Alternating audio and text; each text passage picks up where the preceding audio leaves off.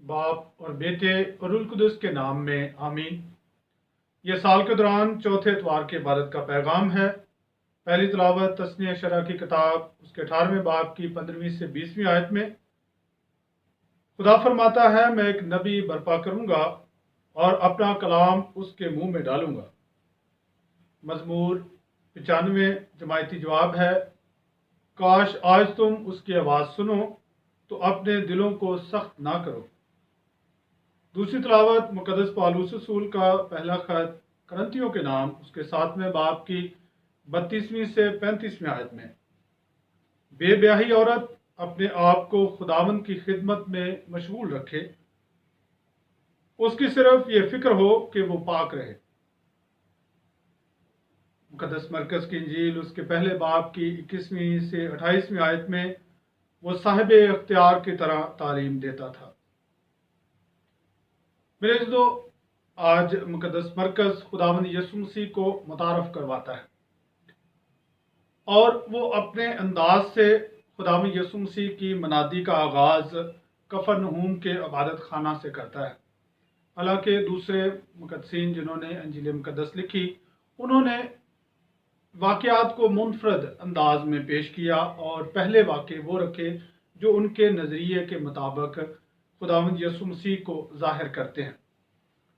ये ऐसे ही है जैसे किसी इंसान को उसके वालिदैन अलहदा नज़रिए से जानते हैं, उसके दोस्त, बचपन के दोस्त उसे अलग नज़रिए से जानते हैं, बहन भाई अलग तरीके से जानते हैं, और जो बाहर जहाँ पर इंसान जॉब करता है वहाँ के लोग अलहदा हैं। मियाँ बीवी में से जो ज़िंदगी का साथी है वो अलहदा तरीके से समझता है और बच्चे अलहदा तरीके से समझते हैं। और इसी तरह खुदावंद यीशु मसीह के बारे में चारों अंजील नवीस अलहदा अलहदा नज़रियात के साथ खुदावंद यीशु मसीह को पेश करते हैं। जैसे मुकद्दस मत्ती खुदावंद यीशु मसीह की अंजील का आगाज़ पहाड़ी वाज से करते हैं। खुदावंद यीशु मसीह जब पहली बार अवाम के सामने आते हैं तो पहाड़ी वाज है, वहाँ पर नया मूसा है और नई शरीयत है। बार बार मुकद्दस मत्ती कहता है कि पहले कहा गया था, पहलों से कहा गया था, यानी ये नई शरीयत है। मुकद्दस लूका खुदावंद यीशु मसीह की मनादी का आगाज़ कफरनहूम से नहीं करता, बल्कि वो नासरत में खुदावंद यीशु मसीह के जाने के बाद से बात शुरू करता है कि नासरत में खुदावंद यीशु मसीह ने लोगों को दो लोगों की मिसाल दी। इलियास नबी के दौर में सारफत बेवा की और अलीशा नबी के दौर में नुमान सुरयानी की। और ये दो जो नुमान सुरयानी है और सारफत की बेवा है, ये दोनों ही गैर यहूदी हैं और बाहर के हैं।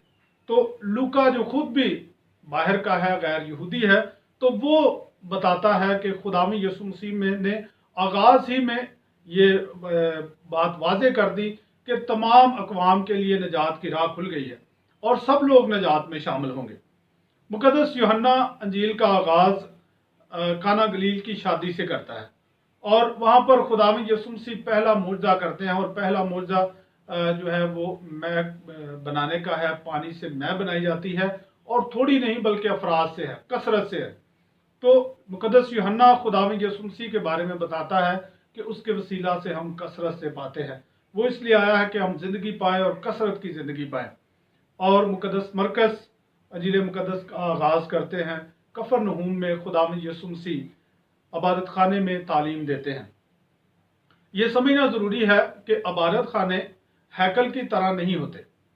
सिर्फ हैकल है जहाँ पर काहिन आज़म और लावी खिदमत करते थे, मगर जो दूसरे सिनागोग कहा जाता है या इबादत खाना कहा जाता है, वहाँ पर काहिन का होना ज़रूरी नहीं था और ना ही वहाँ पर लावी का होना ज़रूरी था, बल्कि कोई भी जो फ़क़ी है, कोई भी जो तालीम हासिल किए हुए है, वो तालीम दे सकता है। इसीलिए खुदावंद यीशु मसीह के पास मौका है कि वो तालीम दे, और खुदावंद यीशु मसीह तालीम का आगाज़ करते हैं तो लोग कहते हैं कि ये साहिब इख्तियार की तरह तालीम है।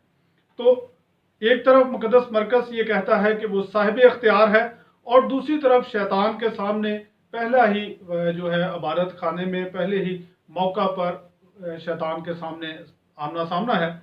और शैतान के साथ खुदावंद यीशु मसीह की जंग जारी होती है, जिसमें खुदावंद यीशु मसीह इंसान को उस शैतान के चुंगल से छुड़ाते हैं। तो बाख्तियार तालीम की बात की गई। बाख्तियार तालीम क्या है कि बहुत सारे लोगों के बारे में पहले भी कहा गया कि वो फ़की भी तालीम देते थे और बड़े बड़े माहिर उस्ताद और आलम लोग थे, मगर उनकी तालीम और खुदावंद यीशु मसीह की तालीम में फ़र्क ये है कि वो दूसरों की बातें बताते और खुदावंद यीशु मसीह हकीकी हिकमत अता करते। ये ऐसे ही है जैसे कोई शमा की या बल्ब की या चांद की या सूरज की तस्वीर दिखाए। तस्वीर में सूरज ठीक है, चांद भी ठीक है और शमा भी और बल्ब की तस्वीर भी ठीक है, मगर उस तस्वीर से रोशनी महसूस होती है, रोशनी बाहर आती नहीं है। वो रोशनी की एक इमेज ज़रूर है, मगर रोशनी उससे मिलती नहीं है। ऐसे ही है जैसे बहुत सारे लोग होते हैं जो नशे के आदी होते हैं, अगर हम उनके साथ बातचीत करें तो वो बड़ी अच्छी नसीहतें देते हैं, मगर ना वो उन नसीहतों पर खुद अमल कर रहे होते हैं और ना ही दूसरे उनकी बात को अमल में लाते हैं।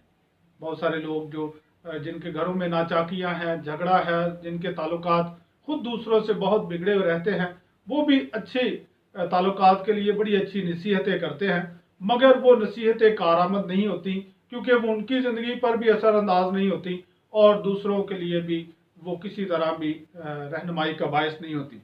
तो खुदावंद यीशु मसीह जो हकीकी नूर है, उससे नूर निकलता है, उसकी तालीम खुदा का कलमा है और वो असर हमेशा रहता है। और इस अख्तियार को शुरू में ही मुकद्दस मरकज़ कहते हैं कि उस अख्तियार को लोगों ने महसूस किया और उन्होंने कहा कि ये साहिब अख्तियार की तरह तालीम देता है। और उसका अख्तियार यहाँ से आगे बढ़कर ये भी है कि वहाँ पर एक शख्स जो है वो नापाक रूह के ताबे है, नापाक रूह उस पर है। तो वो चिल्लाकर खुदावंद यीशु मसीह को बताती है कि हम जानते हैं कि तू कौन है, यीशु नासरी। ये खुदावंद यीशु मसीह का दुनियावी नाम और पहचान थी। तो क्योंकि पहचान जानने से इंसान दूसरे के बारे में जब जानता है तो एक तरह की उसकी कुव्वत में शामिल होने की बात है। जब हम किसी बड़े को जानते हैं, जब हम किसी ओहदेदार को जानते हैं, तो इसका मतलब ये होता है कि हम उसकी कुव्वत को अपनी ज़रूरत के मुताबिक इस्तेमाल भी कर सकते हैं और हम अपने ताल्लुक़ के ज़रिए उसके साथ जो है उसके करीब भी आ सकते हैं। मगर दूसरा तारफ़ वो खुद ही कहते हैं कि तू कद्दूस खुदा है। तो कद्दूस खुदा है, तो इसलिए अब वो कहते हैं कि क्या तू हमें हलाक करने आया है। खुदावंद यीशु मसीह उन्हें चुप करवाते हैं। चुप करवाना क्यों ज़रूरी है? क्योंकि शैतान सच बोलता भी है तो भी इंसान को भटका देता है। वहाँ पर शैतान का सच बोलना लोगों पर इस बात की गवाही थी कि शैतान इसकी गवाही देता है। जब कोई बुरा किसी की गवाही देता है तो वो उसके हक में नहीं जाती, बल्कि बाद में भी ऐसा हुआ कि लोगों ने ये ख्याल किया कि ये शैतान की मदद से, उनके देवता के बालज़बूल की मदद से ये बदरूहों को निकालता है। इसलिए खुदावंद यीशु मसीह ने उन्हें चुप रहने के लिए कहा। और दूसरा यह है कि उसमें से निकल जा। खुदावंद यीशु मसीह की तालीम का असर जैसे जैसे इंसानी ज़िंदगी में आता है, वैसे वैसे शैतान इंसान से दूर होता जाता है। और ये हकीकी रोशनी जब हमारी ज़िंदगी में आती है तो उस सूरत में भी शैतान दूर होता है। और दूसरी तरफ खुदावंद यीशु मसीह इस जंग का ऐलान करते हैं, शैतान के साथ जो जंग है, और इस जंग का ऐलान करते हुए वो अपने आप को कुर्बान कर देते हैं ताकि इंसान को शैतान से छुड़ाए, इंसान को शैतान के चुंगल से छुड़ाए। तो मेरे दोस्तों, ये एक बहुत ही खूबसूरत इस बार खुदा का कलाम है कि पहली तिलावत में ही कहा गया है कि एक नबी बर्पा करूँगा और अपना कलाम उसके मुंह में डालूँगा। गो कि ये जो पेशनगोई है ये तमाम अंबिया के साथ भी है। तमाम अंबिया खुदा का कलाम बयान करते, मगर खुदावंद यीशु मसीह में ये बात अपने दर्जा उत्तम तक पहुँचती है, अपनी इंतहा तक पहुँचती है कि खुदावंद यीशु मसीह खुद कलमा है और उसका कलमा हमारे लिए रोशनी है, हमारे लिए रहनुमाई है और हमारे लिए ज़िंदगी का बायस है। और वो शैतान का मुकाबला करता है और शैतान को शिकस्त देता है, शैतान से इंसान को रहाई देता है। मगर इसमें जो ज़रूरी है वो बात यह है काश तुम उसकी आवाज़ सुनो और अपने दिलों को सख्त ना करो। शैतान के साथ जो जंग है उसमें ज़रूरी है कि इंसान खुदा की रज़ा को समझे, उसकी रोशनी को कबूल करे और फिर जब उसकी बात को, उसकी रज़ा को सुनता है और उसे अमल में लाए, तो अमल में लाने से ही उसका अख्तियार ज़ाहिर होता है। अमल में लाने से ही शैतान से हम छूटते हैं और शैतान हमारी ज़िंदगी से निकलता है। इसलिए ज़रूरी है कि हम खुदावंद यीशु मसीह जो हकीकी तालीम देता है उस तालीम को अपनाएं और उससे फैलाएं। मसीह हमारे खुदावंद के वसीला से आमीन। बाप और बेटे और रूह कुदस के नाम में आमीन।